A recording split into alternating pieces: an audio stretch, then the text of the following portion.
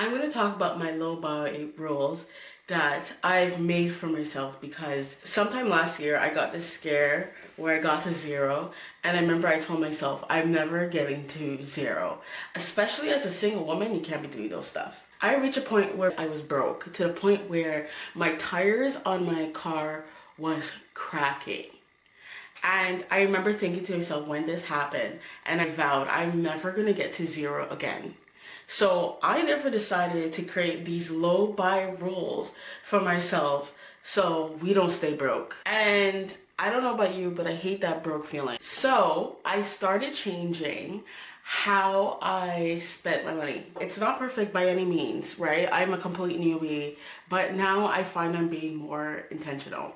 So here's my low buy rules that I've made for myself. Just because I have it doesn't mean I should spend it. So I made up the mind to no longer spend money just because I have the money.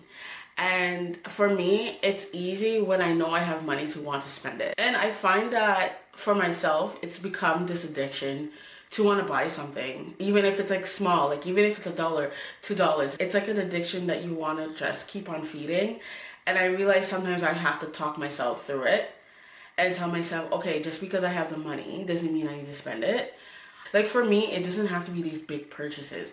For me, it's the little tiny purchases, right? Because it still gives you that feeling of spending money. It still gives you that feel good of spending money. Lately, I just been reminding myself, okay, just because that you have the money doesn't mean that you need to spend it. And I find that reminding myself has really helped me to not spend, and it's helped me to just skip the store, pass the restaurant, and go straight home. So guys, I've always been into writing things down, and so I created this journal for women who want to reset their life, who want to create a new future self, who wants to be a new person in the future and has goals and wants to really get clear on their goals. The link is in the description, and feel free to explore it. Wait 24 to 48 hours. If you can, even a week. So what I started doing is when I get that impulse buy where I just want to buy the thing, what I'll do is I'll usually sleep on it, or sometimes I'll take days to buy it. And for me, my signal for me to buy it is if it keeps on coming back to mind, I'm like, okay, I need to buy it. But if it does not come to mind, that is a sign for me that I didn't really want it. It's a sign for me that I can leave that thing on the shelf. There's something about adding patience in there when it comes to your purchases. And so that's something that I've just been practicing. So when I get excited, if a friend tells me about a product where I'm like, oh, I want that, I will usually save the link in my reminders list on my phone, and then I'll leave it there. And if it comes to mind, it comes to mind. If it doesn't, it means that I don't need it just yet. Sales can be a trap. So the biggest trap for me is when something goes on sale, because right away I feel like I should buy it because I'm like, oh, it's on sale, or Sephora is having their discount sale. It's time to buy makeup now. Not. And what I found really helps is asking myself, do I need the item? Like, I remember one time I heard about the Sephora, you know how they have that beauty sale? And I was excited to buy something, and then something was just like, okay, but what exactly do you need? Because you have everything. And I was like, well, dang, I do. And I didn't even end up buying anything from that discount sale. But it just shows like sometimes you have to take a seat back. Like, just because a store is having a sale doesn't mean that you need to go jump on it and buy it. So when I see something that I need, I can give you examples. I've had other situations where I really need boots. Like, I wanted to buy these winter boots for work, and it was on sale, but I went through that whole process of waiting 24, 48 hours, and then guess what happened? That the sale was lifted off, and then that's when I realized I really wanted, and then I started having regret. I was like, oh, I should have bought it, like it was at a good price, and it went back to regular price. But I remember I just waited, and then it went back on sale again, and then I rushed and buy it because this time it was a little bit more.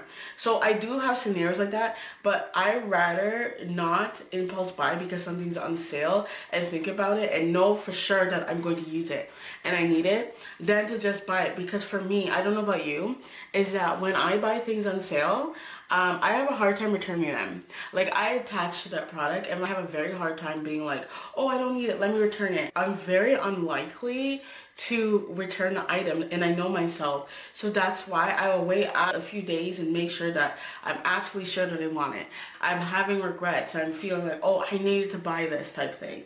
And so once I have that feeling, I'll usually buy it because I know, okay, I'm going to use it. You know how many times I have bought things and I don't even end up using it. It stays in the package. Like, I have stuff like that where it still has tags. I've bought gear where it's still in the packaging. And that's how you have to really ask yourself, okay, am I just excited to buy it and it's just gonna sit there? Or do I actually need it and I'm gonna use it as soon as it comes, as soon as I take that thing out the box? If I'm gonna tell you any of my other low buy rules, I want you to pay attention to this one.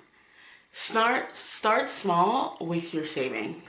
So the reason why I share this is because I've had a hard time with this, where I used to always think, oh no, go big or go home. If I can't save thousands of dollars in a short amount of time, there's no point of saving little because it's not going to amount to nothing. It's going to be too small. It's going to take forever. It's not going to get anywhere. That was my mindset when it came to starting small, when it came to savings. And I know you hear it all the time, like people always tell you, oh, start small, but no one shares the part where sometimes there's a part of you that tells you, well, it's a waste of dang time to start small, be saving only $10 a month. What is that going to do for me in the year only having $120 a month? So now let me tell you a story. When I started my new job, I just got this inkling in my mind and I was like, okay, I'm going to just start saving $25 a month because I remembered my experience being at zero. So I started saving it and it got to a point where it was at $300. And surprisingly, I had this beautiful feeling. Wow, oh, this is kind of nice, because you start to see it grow and you're like, oh, am I missing something? And so I remember I went on a trip and I ended up needing money. And do you know how nice of a feeling it was? I needed $100. It was at that moment where everything just clicked and I was like, look how I was able to take $100 out of my savings even though I started small. And that's when everything started to connect and I was like, this is what people are talking about. Because imagine if I didn't start saving small. That's when I realized, like, every little counts because you don't know what emergency you're going to go through. You don't know when you're going to need the money. And so even if you start off with just $25 a paycheck and then you increase it, like now I've increased mine to way more than that. But because the more I got motivated to see like how big the number is, the more I was like, oh, so the more I save, the more cushion I have and the more safe I feel. And that was a win for me. And then what I started doing is I started to even curve my spending, where I would be like, okay, so if I don't spend X and X dollars, I could then use that X dollars and then put the excess into my savings. Like, it all started to click. And I think a lot of people, like, what is that saying? We underestimate what small savings can do and overestimate big savings. We underestimate what that $10 per week or $10 every 2 weeks can do. It can do lots. Don't underestimate it. Start saving small and grow from there. Rule number 5 is replace takeout in a new way, but don't just completely cut it out. But here's what I started doing. Okay, so what I would usually do is I go to the grocery store and try to buy the stuff that I like in takeout. It could be a hash browns, it could be those sausage patties, it could be like a breakfast sandwich style thing, so like egg, whatever that may be. And then I started buying it at the grocery store. And I started to eat out less doing that because I already had the things that I enjoyed getting outside home. So I discovered this because sometimes I will, after work, I will stop for a burger or something like that. And you're paying like what, $6, $8 for a burger or a combo, whatever it is. And so one day I was like, why not just buy burger patties for like $20? Because every time I used to see it in the grocery store, and then I would be like, oh, it's too expensive. You know, in your mind, you're like, oh, this is $20. Oh my gosh, it's so expensive. But if I get a breakfast patties and it's at $2 each, I could technically just make that at home and save my money, and it stops me from going to the store. You're not having these burger patties like every day, obviously not. But I found that when I started doing that, I kind of stopped going to these takeout places. So the whole low buy thing, doing this thing helped me with my low buy goals, because all of a sudden you're replacing what you'll usually buy that's probably 2 times, 3 times more, and then you're making it at home. And this goes for anything. Like if you like getting Caribbean food, some rice and peas and chicken, like you basically learn to make it from home and you buy those ingredients and you get way more food that lasts us way more longer. Like it just makes so much sense to me. The last rule that I set for myself was making life way more easier for myself. And so what I meant by this is I saw this idea on Reddit actually, and people asked like, oh, what do you do? Like when you get home and you're tired, you don't feel like cooking. And then people said, oh, get frozen meals. And I was like, what?